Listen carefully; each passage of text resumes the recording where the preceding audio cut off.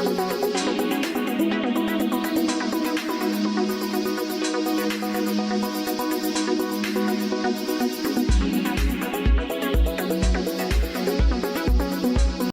आप देख रहे हैं एनएमएफ न्यूज और मैं हूं आपके साथ वैशाली।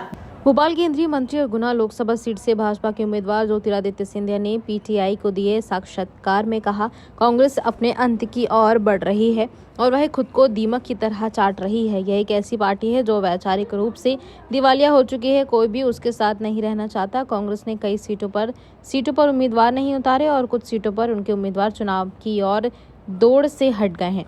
वैसे चुनाव प्रचार के बीच गुना से शिवपुरी जाते समय ज्योतिरादित्य सिंधिया ने पीटीआई भाषा से बात की। भाजपा सत्ता में लौटी तो संविधान बदल देगी। इस सवाल पर सिंधिया ने कहा कि कांग्रेस विचारधारा के मामले में दिवालिया हो गई है। कोई भी कांग्रेस के साथ नहीं रहना चाहता। पार्टी में किसी के लिए कोई भी मान सम्मान नहीं है। उन्होंने कहा कि जिस पार्टी में चुनी हुई सरकारों को बर्खास्त करने के लिए अनुच्छेद 356 का 51 बार इस्तेमाल किया गया है, जिस पार्टी के प्रधानमंत्री ने आंध्र प्रदेश जाने से पहले वहां का मुख्यमंत्री बदल दिया, जिस पार्टी ने देश में आपातकाल लगाया था, वह अब हमें संविधान पर सबक दे रही है। चुनाव में अपने ही उम्मीदवार डॉक्टर बाबा साहेब अम्बेडकर को हराने वाली पार्टी देश को दलितों और संविधानों के मुद्दों पर उपदेश दे रही है। उसे अपने ट्रैक रिकॉर्ड देखना चाहिए। सिंधिया ने कहा कि संविधान भाजपा का धर्म ग्रंथ है।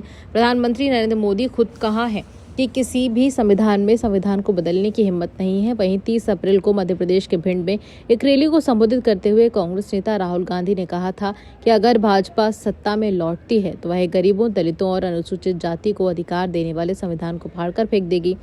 सिंधिया ने कहा कि शुक्रवार सुबह तक स्पष्ट नहीं था कि अनूठी और रायबरेली में कौन चुनाव लड़ रहा है।